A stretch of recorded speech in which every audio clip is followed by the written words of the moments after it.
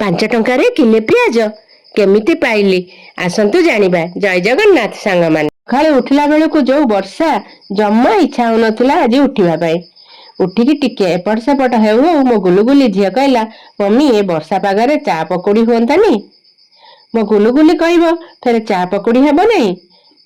ଏପଟେ ଚା ବସିଲା, ସେପଟେ ପକୁଡି ଛଣା ହେଲା। ତାପରେ ଆସିଗଲା ଲଞ୍ଚ ଟାଇମ୍। ସୋମବାର ହୋଇଥିବାରୁ ପୁରା ପୁରି ଭେଜ୍। ଏଟା ହେଲା ଆଜିର ଲଞ୍ଚ ମେନ୍ୟୁ। ଲଞ୍ଚରେ ଉଷୁନା ଭାତ, କଷି କାକୁଡ଼ି, ପଡ଼ି ଟିକେ ଡାଲମା, ଆଳୁ ଭର୍ତ୍ତା ଆଉ ପୋଟଳ ଆଳୁ ରସା, ପକୁଡ଼ି, ଛତୁ ଆଳୁ ତରକାରୀ ଆଉ କଦଳୀ ଭଜା ଥିଲା। ଲଞ୍ଚ ସାରି ଟିକେ ରେଷ୍ଟ ନେଇଛି କି ନାହିଁ ମୋର ଟ୍ୟୁସନ୍ ଛୁଆ ଆସି ପହଞ୍ଚିଗଲେ।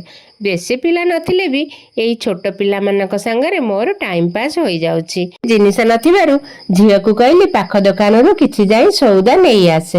ଟ୍ୟୁସନ୍ ସାରି ଆସି ଦେଖେ ତ ସେ ଅନଲାଇନରେ ଜିନିଷ ମଗେଇ ଦେଇଛି। ସେଥିରେ ଅଛି କିଲେ ପିଆଜ। ମୁଁ ପଚାରିଲି ପିଆଜ କେତେ ନେଲା କି ମାଉନି? ସେ କହିଲା ମମି ବେଶୀ ନୁହେଁ ମ, ମୋଟେ 5 ଟଙ୍କା।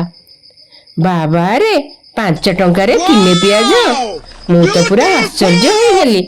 ଆପଣଙ୍କର କ'ଣ ସେଠି 5 ଟଙ୍କାରେ କିଲେ ପିଆଜ ମିଳୁଛି? କମେଣ୍ଟ କରି ନିଶ୍ଚିନ୍ତ ଜଣାଇବେ। ଜୟ ଜଗନ୍ନାଥ।